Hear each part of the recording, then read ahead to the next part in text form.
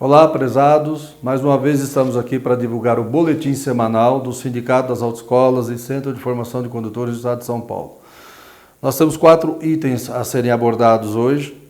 O primeiro deles é sobre a convenção coletiva, mais uma vez, que nós estamos ainda em tratativas com todos os sindicatos e trabalhadores.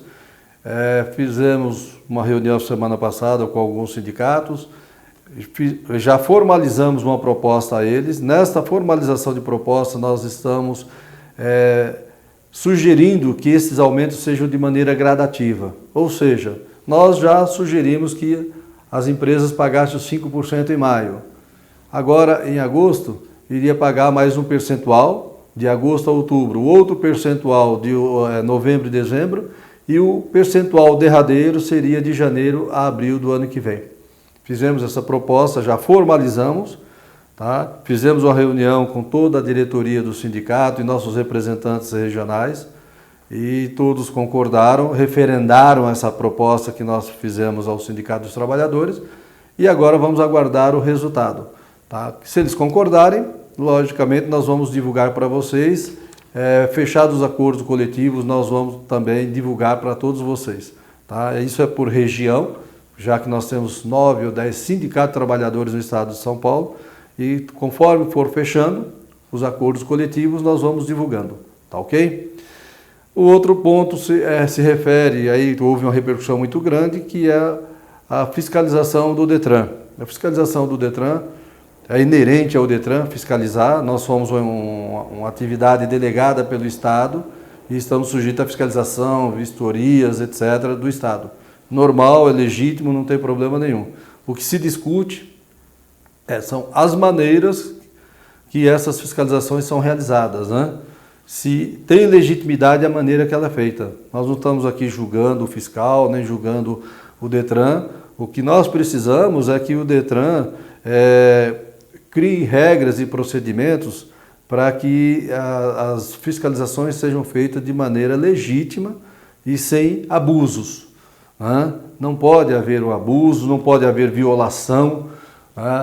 E é claro que se chegar na empresa, vir aqui, se identifica, fiscalizar, tá? Eu peço um documento, peço outra coisa, tá? Se tem suspeita de alguma irregularidade, tá? Quem sabe, né? Por que já não vai com uma ordem, um mandado de busca e apreensão? Não sei. O que nós precisamos é melhorar, tá, esses critérios de fiscalização, das fiscalizações. O que nós precisamos é criar critérios e que ela seja feita de uma maneira urbana, né? De uma maneira sociável, né? De uma maneira, às vezes, até educativa também, né? Tá? E não simplesmente chegar e buscar uma coisa que, às vezes, nem existe. Tá? Existe irregularidade? Lógico que existe irregularidade. As irregularidades têm que ser punidas? Tem que ser punida. Mas é necessário que seja feito e precisa rever. Nós precisamos, juntamente com o Detran, rever essa maneira de fiscalizar. Lembre-se que lá atrás o sindicato propôs ao Detran e criou um kit de fiscalização. Isso são meros documentos que devem ser apresentados quando o fiscal chegar. Tá? Mas isso é uma coisa também que não vejo nem necessidade disso. Porque a minha empresa está lá, instalada, está ativa no sistema. Se eu sou fiscal, eu vou fiscalizar as autoescolas da Zona Norte. O que eu faço? Eu pego a autoescola XYZ, pego o processo, ponho debaixo do braço, chego lá, eu vou conferir essa... Tá? E não pedir tudo novamente, né? Porque cada fiscal que vem de cada setor do Detran, cada um pede a documentação, cada um pede a coisa diferente, cada um mede o CFC. Nós temos CFC que a autoescola que ainda está na regra anterior a 540 ou da 540, que foi consolidado pela portaria 254, se eu não me engano. Os espaços físicos não são os mesmos das que pós 540, os mesmos da 101 de 2016. Então é necessário, na verdade, não é nenhuma crítica à fiscalização aqui, pelo contrário, eu acho que eles estão fazendo o trabalho deles. Agora, a maneira de ser feito esse trabalho é que precisa ser discutida com o Detran. Tá? Precisamos definir o que inclusive saiu na portaria agora que nós vamos comentar, o que o Detran entende por obstruir a fiscalização, o serviço de fiscalização. Tá? Nós sabemos o significado da palavra obstruir, mas nós precisamos entender melhor no que tange a fiscalização. Tá? E para que essas fiscalizações sejam feitas de maneira urbana, né, civilizada, que o CFC também, né, atenda de maneira urbana, civilizada, o fiscal, tá? Porque isso não é um cabo de guerra, isso é um trabalho. Se tem uma irregularidade, logicamente, quem é o responsável pela irregularidade vai ter que logicamente, responder por isso. E outra coisa também que é discutível, nós já estamos há muito tempo discutindo com o Detran. O que uma pessoa jurídica tem a ver com um ato de um diretor-geral, de um diretor de ensino ou de um instrutor? Você penaliza a empresa, você suspende a empresa preventivamente, você cria um problema, gera um problema social, socioeconômico tremendo naquela empresa. A empresa ela não comete irregularidade. Quem responde por ela, sim, talvez esteja cometendo. O instrutor, sim, talvez esteja cometendo. Então, essa responsabilidade ela tem que ser mais objetiva, não pode ser em cima da empresa. O problema social que é gerado quando suspende-se por indício de irregularidade preventivamente uma empresa é enorme. É um problema socioeconômico enorme. Então, nós precisamos rever isso aí. Se o cidadão cometeu irregularidade, quem é que responde? Por negligência ou por fraude e tal, é ele que responde, então ele vai responder. Tá? Agora a empresa, ela seria a última a ser penalizada. Aí vamos fazer um parâmetro aqui. Tá? Se um funcionário público comete uma irregularidade no setor público, quando ele comete uma irregularidade, o setor público é todo punido? Não, não é. Então, da mesma forma, nós entendemos que as empresas também não podem pagar por uma coisa que um dirigente seu cometeu. Porque quando você pune essa empresa, você está punindo um monte de familiares, um monte de cidadãos que dependem daquela empresa. Você está criando um problema moral para a empresa também. Por quê? Porque os clientes dela, logicamente, enxergam tudo isso. Então, vamos rever tudo isso. Tenho certeza que o Neto está com toda a solicitude que nos dá, a doutora Neiva, o Quadrelli. Tenho certeza que isso é passível de ser reavaliado, né?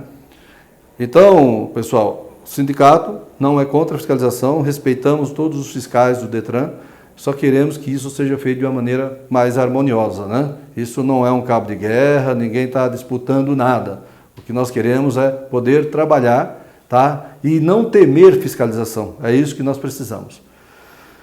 Bom, o outro assunto é sobre, ontem nós acordamos, né, com um monte de pessoas preocupadas com a decisão da Senatran, né, em publicar aí a tomada da consulta pública dos trabalhos realizados para a reformulação da Resolução 789.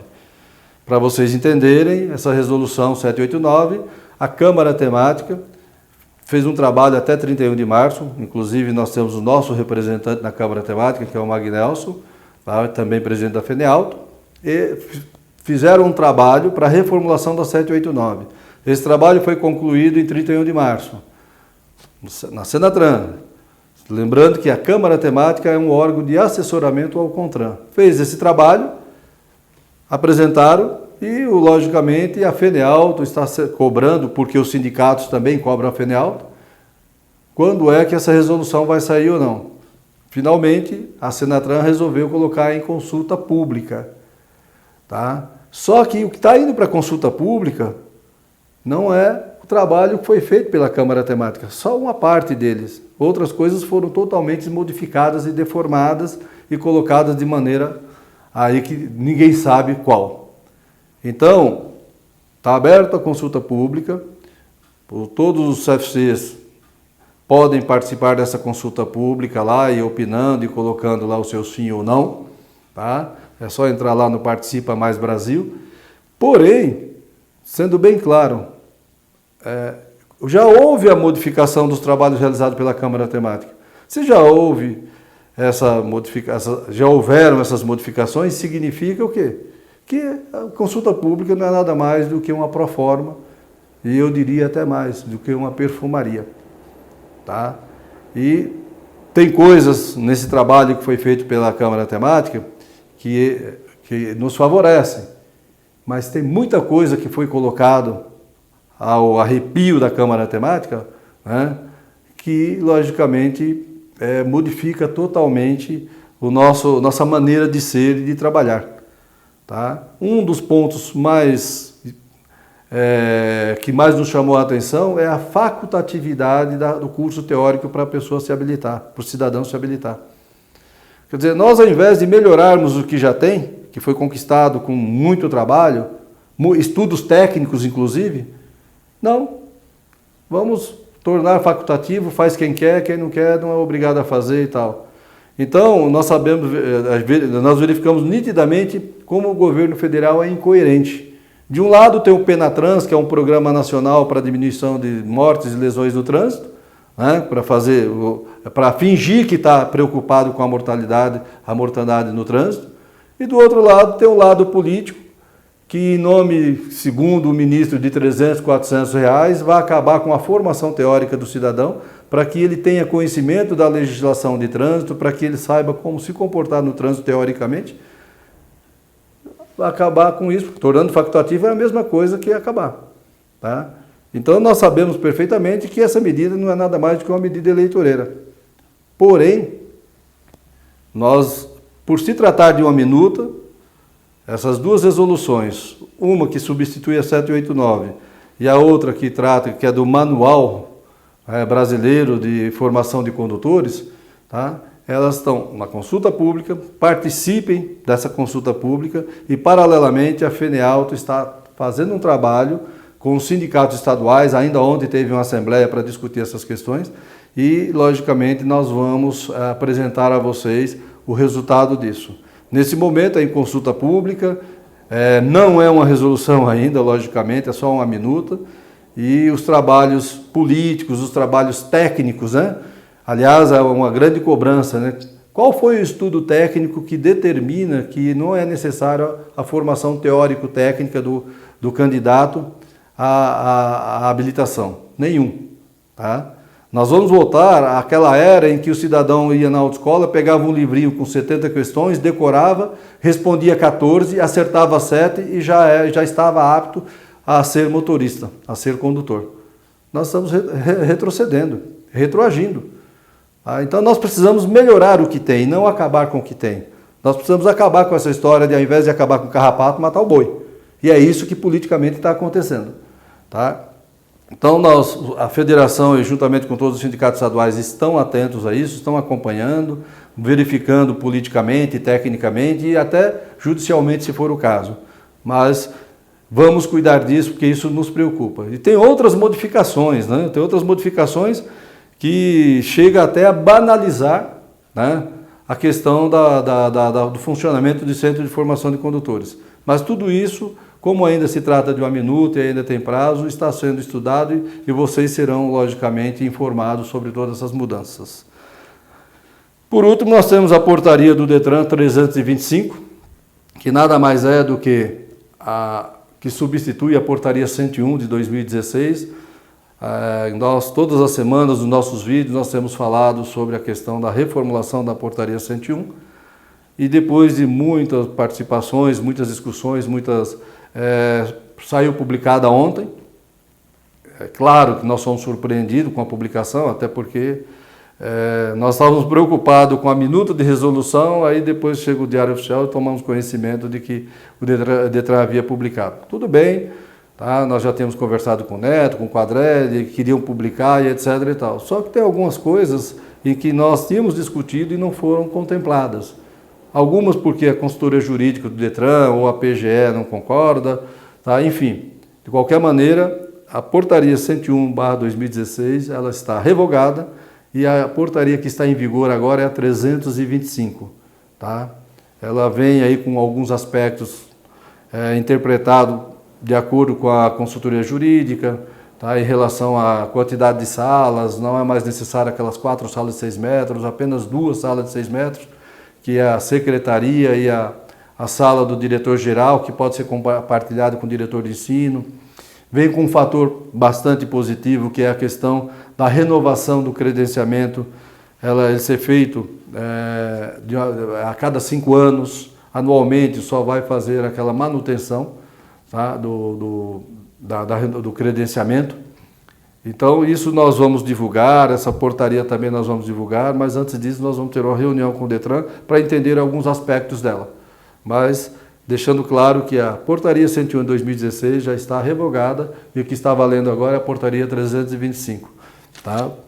Estamos analisando e os pontos, logicamente, que nós não concordarmos, nós vamos conversar com o Detran para verificar como é que nós podemos alinhar isso aí. Tá? Mas tem os seus pontos positivos, tem. E tem os pontos que nós pedimos, por exemplo, mudança de endereço. Nós precisamos entender melhor o que o Detran colocou nessa portaria, porque não foi o que nós sugerimos. Precisamos acabar com essa dificuldade e essa burocracia para mudar um CFC de endereço. O Detran entende isso, mas precisa colocar na portaria para que seja, logicamente, cumprida. Tudo bem? Então, pessoal, nós temos aí vários assuntos na semana. Os principais foram esses. Gostaria de agradecer a vocês e nós vamos mantendo vocês informados sobre essas duas questões, tanto da minuta da Resolução 789, que está em consulta pública, quanto a portaria 325 Detran São Paulo, que acabou de ser publicada ontem. Muito obrigado, uma boa semana a todos. Se tiver algum fato novo, nós podemos até voltar, não precisamos necessariamente esperar sexta-feira. Muito obrigado.